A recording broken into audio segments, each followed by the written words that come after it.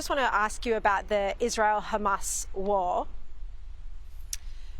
Are you concerned that we have seen this reluctance by the United States to wholeheartedly support Israel?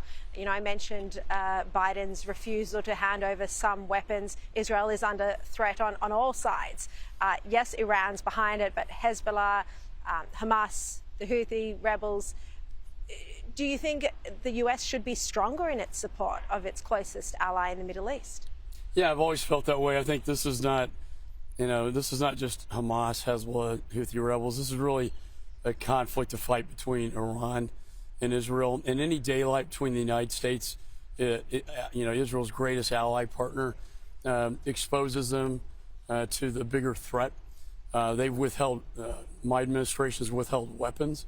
I sign off on all foreign military sales, including the AUKUS sales here, and they've held them up, they've stalled them. That's a dangerous signal to our allies, and it worries me. And I think there's a narrative out there. If you look at the younger generation, the only news they have is primarily TikTok, which we know is driven by algorithms. They're driven by China, Russia, and Iran. So all they see is the Palestinian plight. Now, I'm very empathetic to them, but we need to finish this and move on to the normalization.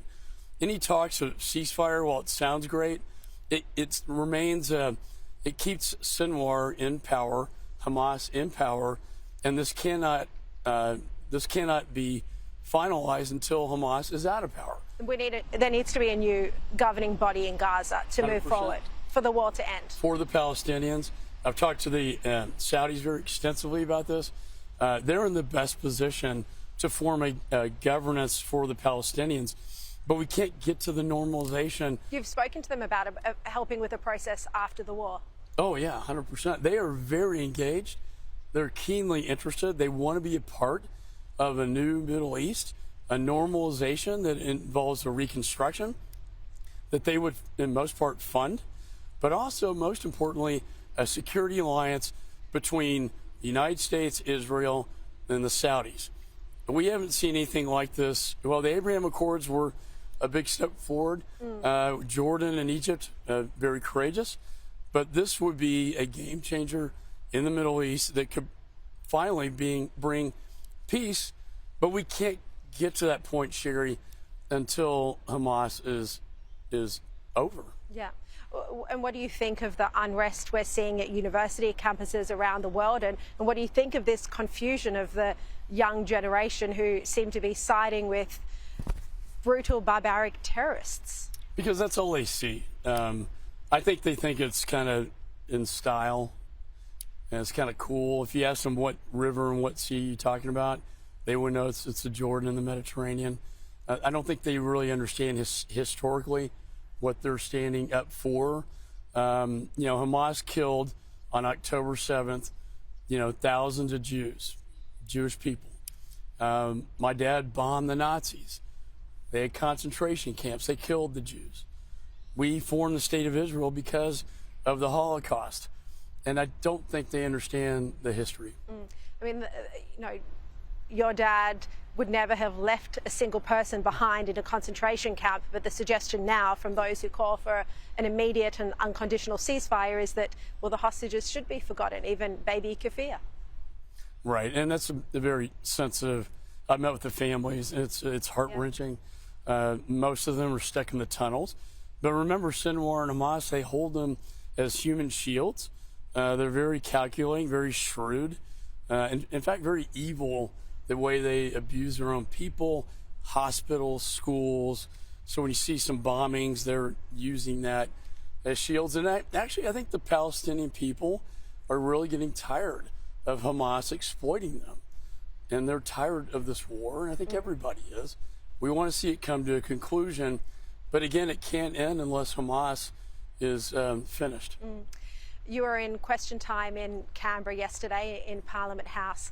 The big political issue this week has been whether there is enough security vetting of Palestinians who are coming to Australia from the war zone in Gaza. The opposition leader, Peter Dutton, has said that at this point in time, given there are no Australian officials on the ground able to do the interviews and the security checks, he said there shouldn't be any Palestinians coming to Australia. What do you think? Yeah, it was interesting to be, in the Parliament, see my counterparts in Australia. They got a little rowdy with their questions and answer series, which I kind of enjoyed. More rowdy than in the US? Yeah, it'd be kind of fun to see that in the United States, the interchange and having the Prime Minister on the floor taking, hits from the opposition. And I can't imagine the President of the United States sitting in the well of and having Congress doing people that. hurl insults at him. Yeah. And then they take down the insults. And, yeah. There was Please withdraw that. Kind there of were a couple amusing, yesterday. to me. Yeah.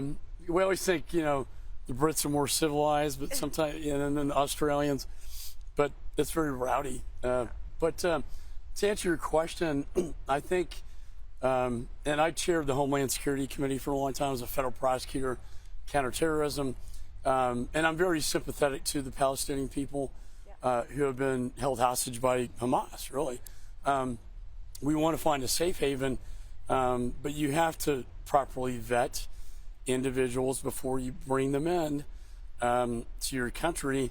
Otherwise, you could be bringing in, ticking time bombs, Hamas or other terrorists that could cause problems. In my own country, after the fall of Afghanistan, thousands of ISIS-K came out of the Bagram prisons. They went up to the Khorasan region, which is Pakistan, Afghanistan, Tajikistan. They made it all the way to the Mexican border, came up through Mexico into the United States, and 8 of them are detained. They also had a smuggling ring, and God knows how many more in the United States, and that worries me. And the most important thing, the greatest obligation of any political leader is to protect your own citizens first and foremost, to protect national security. That's, I think, the most important oath of any office, whether it's Congress or the Prime Minister or the President, is to protect people from outside threats. And that's what China represents today. I think what was exciting for me is within the last year or so to see these alliances take place here, to see the funding that my Congress, that I've helped get passed, but then to see AUKUS actually start happening. Yes. This will bring the nuclear submarines, but it'll also bring I think for your viewers, an exciting technology revolution and innovation, artificial intelligence, quantum computing, all this great power competition we have with China. We can now work with Australia, United States, and UK to beat them at this game. Do you think both sides of United States politics are equally as committed to AUKUS? Do you think Australians can rest assured that this will go through, that we will have nuclear-powered submarines, irrespective of whoever's in power? Yes, I do. And, I made sure when the bill I passed was bipartisan. Very important that we not play politics with this. One nation, one voice. Australia, I can tell you, I met with your leadership from the top down. Everyone is strongly supportive. That was exciting to see. And there was a small amount of opposition, maybe to the nuclear piece, but that is not used in any way for nuclear projection. It's to power the submarines. And this will project power and strength to China. And what's happening in Darwin was really interesting and important to me. You were just in Darwin this week. To see the rotational forces of our U.S. Marines that rotate in and out, our Ospreys, to see our other allied nations coming through Darwin. Darwin is sort of the ground, or the sort of the epicenter of the organization of projecting power through the South China Sea to China. And, getting these alliances there sends a very strong message to Chairman Xi that the risk outweighs the reward. How soon do you think we'll have nuclear-powered submarines in Australia? Well, I think you're going to see rotations soon. In fact, the certification on Pillar 2, which is the innovation and technology, will come out in the States probably later today, and you'll hear about it here tomorrow. What do you mean rotations? Subs, U.S.-class subs that will rotate through Perth and other ports in Australia. As a show of strength to China? Showing of force. And they'll be nuclear-powered submarines. Correct. Yeah. That's incredible. So when are you expecting that to begin? Well, we've been waiting for the certification process. The Euro Parliament, the Australian Parliament, was required to pass export control laws, which they did. I was very proud of them. And now we can begin, because, you know, when I meet with the intelligence community, this thing, AUKUS, this alliance between the United States, UK, and Australia, is probably the thing that keeps Chairman Xi up the most at night. It's the thing he worries about. It's the thing that really scares him. And when you have that, you have deterrence. And if you have deterrence, you don't have war. And you're confident Donald Trump would be committed to AUKUS should he become president again? I do. You know, the whole idea started with Secretary Pompeo. I talked to Mike Pompeo. He talked to your Director of National Intelligence about this idea. So it's really an extension of something that started under the Trump administration. I love history, and I study my father's generation quite a bit. I was at the Tomb of the Unknown Soldier in your capital city. I was in the Philippines, 55,000 Americans buried there. I was at Normandy for the 80th anniversary of Normandy and the sacrifices that they gave. The parallels between the late 1930s and today are very real. History does repeat itself, and I don't want it to repeat itself in the Pacific. Do you mean in terms of anti-Semitism or global volatility it's repeating itself? I think in terms of a world war. You know, we haven't seen a threat to Europe this size since World War II. Even according to your Director of National Intelligence, we haven't seen a threat like this to the Pacific since World War II. And now we have the Middle East on fire with the Ayatollah. And Iran is clearly emboldened. Oh, 100%. Because of Afghanistan, because of the failures to put sanctions on China, who have revitalized the Russian military, when they see weakness, our enemies become empowered, and they feel emboldened right now. And that's why President Xi is being so aggressive. He's emboldened. I asked President Marcos in the Philippines, why do you think he's doing this? Because he feels emboldened now. And it's because we're not projecting power and strength, rather weakness. And historically, Chamberlain did this with Hitler. Hitler laughed at him, said it wasn't worth the paper it was written on. Churchill came in, appeasement doesn't work. Churchill projected power. Churchill told my president at that time, Roosevelt, that it was the unnecessary war because it could have been prevented earlier on. That's why I'm here to provide deterrence to Communist China.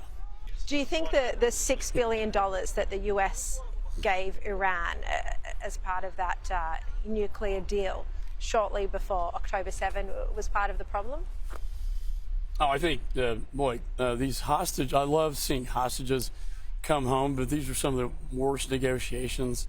Even the one with Russia, you know, Brittany Griner, the basketball player, you know, traded for the merchant of death, you know, from Russia. We gave Iran $6 billion for these hostages to come home. In addition, we were not enforcing the energy sanctions, which was funding all these terror operations in the Middle East, almost to $100 billion. And the drones and weapons exported from Iran, we were not sanctioning, and rather allowing them to send that to Russia to kill Ukrainians, but also to kill Israelis.